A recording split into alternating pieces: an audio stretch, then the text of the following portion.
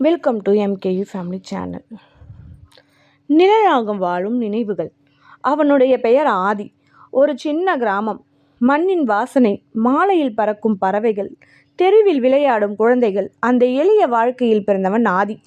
அவன் வாழ்க்கை அப்போ சாதாரணம்தான், கனவுகளும் சின்னதுதான். ஆனால் 10 வயசில் நடந்த ஒரு விஷயம் அவன் வாழ்க்கையை முழுக்க மாற்றிச்சு. ஒரு நாள் நண்பர்களோடு சேர்ந்து மரத்தில் ஏறி விளையாடி கொண்டிருந்தான். சிரிப்பு சத்தம், கவலை இல்லாத தருணம். அந்த ஒரு நொடி தவறிச்சு. அவன் கீழே விழுந்தான். அவன் காலில் கடுமையான காயம். அந்த நாள் முதல் அவன் வாழ்க்கை மெதுவாக மாற ஆரம்பித்தது. மருத்துவம் நடந்தது. ஆனால் பழைய மாதிரி ஓட முடியலை, நடக்கக்கூட கஷ்டம். பள்ளிக்கு போவது குறைந்து கொண்டே போச்சு. நண்பர்கள் எல்லாம் தங்கள் வாழ்க்கையை முன்னே கொண்டு போனார்கள். ஆதி மட்டும் அமைதியாக பின்னால் நின்றான். காலம் நகர்ந்தது. 18 வயசு. நான் இப்படி இருக்கக்கூடாதுன்னு மனசுக்குள் ஒரு குரல். அதை பிடிச்சி அவன் கேரளாவுக்கு போனான். ஒரு கடையில் வேலை. உடம்பு ஒத்துக்கொள்ளவில்லை, ஆனால் மனசு விடவில்லை. அங்கே சில வருடங்கள் வேலை பார்த்தான். வாழ்க்கை கொஞ்சம் நிம்மதியாகும் போல இருந்தது. ஆனால் விதி இன்னும் அவனை சோதிக்க ரெடி. 20 வயசு. ஒரு நாள் வேலை பார்த்து கொண்டிருந்த போது ஒரு லாரி அவன் கால் மேல் ஏறிச்சு. அந்த வலி, அந்த சத்தம், அந்த பயம். மீண்டும் மருத்துவமனை, மீண்டும் ஆப்ரேஷன். இந்த முறை முடிவு வேறு மாதிரி. அவன் மீண்டும் நடக்க முடியாத நிலை. அவன் வாழ்க்கை ஒரு நாற்காலிலேயே சிக்கி போய்விட்டது. அந்த நேரம் அவன் மனசு முழுக்க இருட்டு. நம்பிக்கை இல்லை, சந்தோஷம் இல்லை, எதிர்காலம் இல்லை. அந்த இருட்டில் ஒரு நாள் ஒரு ஒளி வந்தது. ஒரு தவறான நம்பர், ஒரு சின்ன ஹலோ. அது ஒரு பெண்ணின் குரல். முதலில் சாதாரணமாக தொடங்கிய அந்த உரையாடல் நாளுக்கு நாள் நீழ்ந்தது. ஒரு நாள் பேசாமல் இருந்தால் ஒரு வெறுமை. மெதுவாக அது ஒரு பழக்கமானது.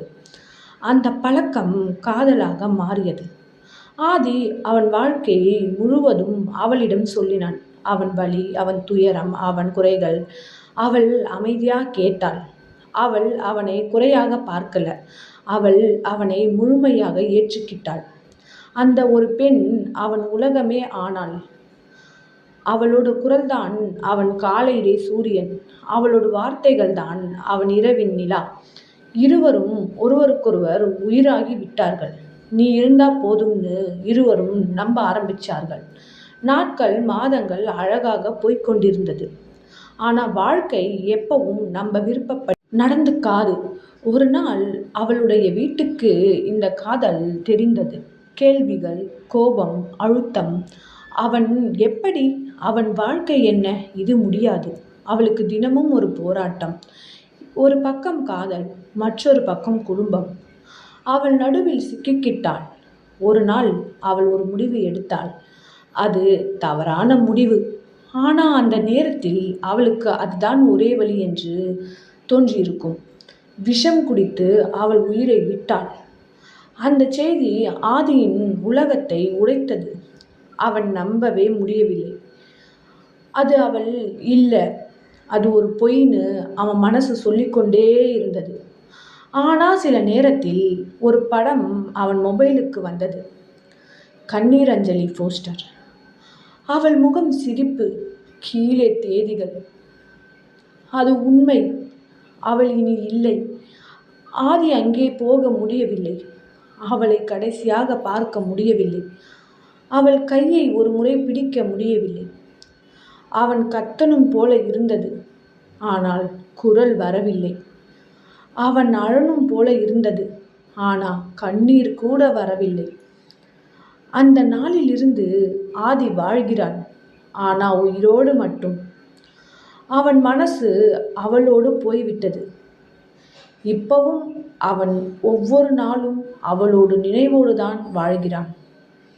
அவள் குரல், அவள் சிரிப்பு, அவள் ஹலோ அவனுக்கு இன்னும் கேட்கிறது. சில காதல்கள் முடிவடையாது. அது நம்முள் நிழலாக வாழ்ந்து கொண்டே இருக்கும். நன்றி.